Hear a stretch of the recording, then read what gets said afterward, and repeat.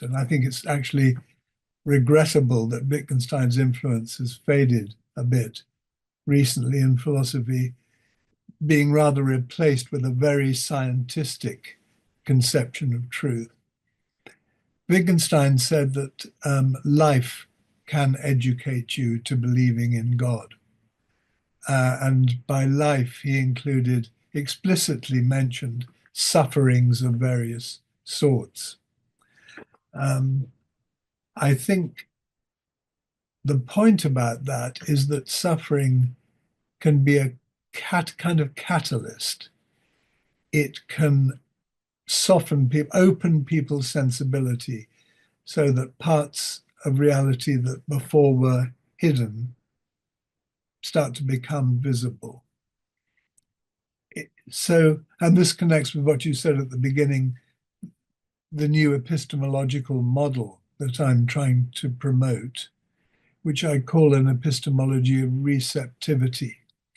That's to say, a view of knowledge which suggests that rather than remaining detached observers, there may be other modes of awareness which require a certain openness for the relevant properties and facts to be discerned.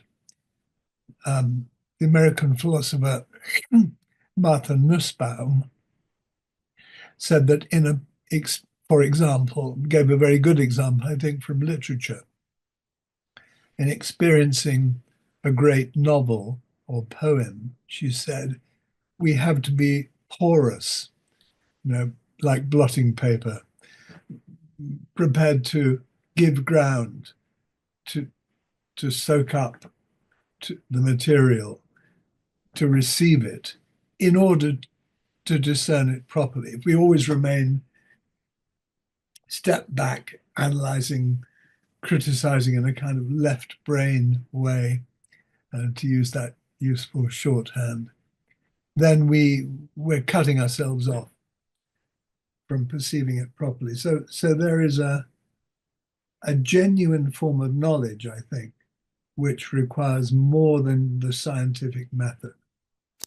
Like a question that I asked myself for many years was, okay, why not just worship the good? Why do you need gods? Why do you need an embodied ideal? Why do you need any of it, right? And so it only has occurred to me recently that I think part of the answer to that is that the reason why there seems to be such a great affinity between the Platonic good and the good of Christianity in theory, but then not in practice, is precisely because that abstraction isn't enough. And only through ritual, only through story, you're trying to reach for the good, but maybe you just don't see the good in the same way, or you can't capture it in the same way, or you can't embody it in the same way. And so I'm just curious, like, how do you see this distinction and like this surplus of Christianity, whatever it is? What do you think it is offering, and like, what do you think the mechanism is? Mm. Yes, that's very nicely put, if I may say so. I think the dimension that's crucial here is praxis. It is, as you imply, practical engagement in forms of worship.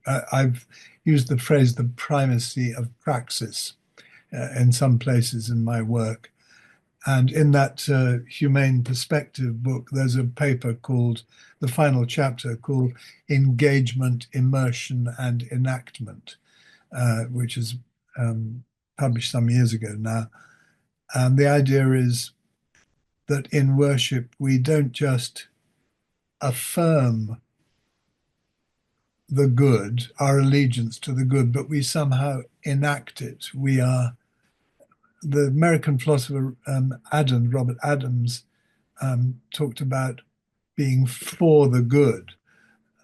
And the liturgy is a way that people kind of enact that being for the good so that it, as it were, is incorporated into their daily, weekly spiritual routines.